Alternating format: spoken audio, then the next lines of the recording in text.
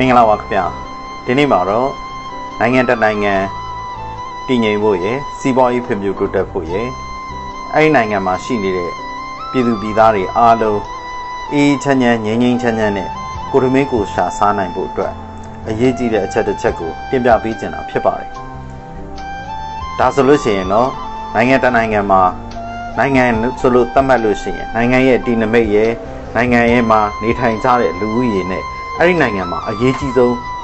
လိုအပ်တဲ့အကြောင်းအရာတစ်ခုရှိပါတယ်အဲ့ဒါကတော့အဲ့ဒီနိုင်ငံမှာပြဋ္ဌာန်းထားတဲ့ဥပဒေတွေပဲဖြစ်ပါတယ်ဒီဟာနဲ့ပတ်သက်ပြီးတော့ဖွံ့ဖြိုးတိုးတက်နေတဲ့နိုင်ငံတွေရဲ့နိုင်ငံသားတစ်ယောက်ချင်းစီဟာနိုင်ငံရဲ့ဥပဒေကိုဘယ်လိုလိုက်နာရတယ်လဲဆိုတဲ့အကြောင်းကိုတင်ပြပေးမှာဖြစ်ပါတယ်အမေရိကန်နိုင်ငံမှာဆိုလို့ရှိရင်နိုင်ငံသားတိုင်းဟာအဲ့ဒီအမေရိကန်နိုင်ငံကချမှတ်ထားတဲ့ဖွဲ့စည်းပုံအခြေခံဥပဒေကိုလေးစားလိုက်နာမယ်ဆိုတဲ့အချက်ပါပါတယ်ဖွဲ့စည်းပုံအခြေခံဥပဒေကိုအမေရိကန်နိုင်ငံသားတယောက်ဟာဖောက်ပြခဲ့လို့ရှိရင်သူ့ရဲ့ပြစ်မှုပြစ်ဒဏ်အနေနဲ့သေဒဏ်နဲ့ရက်ရှည်ထောင်ဒဏ်နှစ်ရှည်ထောင်ဒဏ်တွေချမှတ်ခံဖြစ်ပါတယ်အဲ့လိုပဲ UK နိုင်ငံမှာဆိုလို့ရှိရင်နိုင်ငံသားတယောက်ဟာဖွဲ့စည်းပုံအခြေခံဥပဒေကိုဖောက်ဖျက်ခဲ့လို့ရှိရင်တကျွန်းထောင်ဒဏ်ချခံရဖြစ်ပါတယ်ဒါဆိုလို့ရှိရင်ဒီနိုင်ငံကြီးတွေရဲ့ဖွံ့ဖြိုးတိုးတက်မှုဟာအဲ့ဒီနိုင်ငံမှာရှိနေတဲ့နိုင်ငံသားတွေရဲ့သူ့နိုင်ငံကပြဋ္ဌာန်းထားတဲ့ဥပဒေတွေကိုလေးစားလိုက်နာတဲ့အချက်ဆိုတာကိုတော့ညင်းလို့ရမှာမဟုတ်ပါဘူးဒီအပြင်ကိုဂျပန်နိုင်ငံမှာထူးဆန်းတဲ့ဥပဒေတစ်ခုလည်းရှိပါတယ်နိုင်ငံသားတိုင်းဟာနိုင်ငံရဲ့အခွန်ကိုတည်တည်ချာချာဆောင်ရပါမယ်နိုင်ငံသားတိုင်းဟာ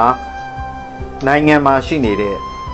စီးပွားရေးဟာနိုင်ငံသားတိုင်းရဲ့တာဝန်ဖြစ်တယ်ဆိုတဲ့အကြောင်းကိုဂျပန်နိုင်ငံရဲ့ဖွဲ့စည်းပုံအခြေခံဥပဒေထဲမှာထည့်သွင်းရေးဆွဲထားတာကိုတွေ့ရပါတယ်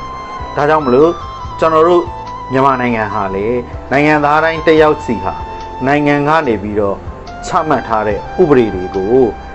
နော်ဖွဲ့စည်းပုံအခြေခံဥပဒေတို့ရာဇသက်ကြီးတို့ဒီတမတ်သက်ကြီးတို့အဲ့ဒီဥပဒေတို့တစ်ယောက်ချင်းစီသာလေးစားလိုက်နာကြမယ်ဆိုရင်တယောက်ချင်းစီဆိုတဲ့အထက်မှာအုပ်ချုပ်တဲ့လူဒန်းစားရောအုပ်ချုပ်ခံရတဲ့ပြည်သူတွေရောလေးစားလိုက်နာကြမယ်ဆိုလို့ရှိရင်ဝိသမစီးပွားရေးသမားတွေလောဘသမားတွေနိုင်ငံမှာယာတို့နဲ့အာဏာပြမဲ့အကြောင်းတွေမရှိတော့ဘဲနဲ့နိုင်ငံဟာတည်တည်ငြိမ်ငြိမ်ဖြစ်သွားမှာဖြစ်ပါတယ်အဲ့တော့နိုင်ငံသားတယောက်ချင်းစီတိုင်းဟာနိုင်ငံရဲ့နယ်နိမိတ်မိသည့်နေရာမှာ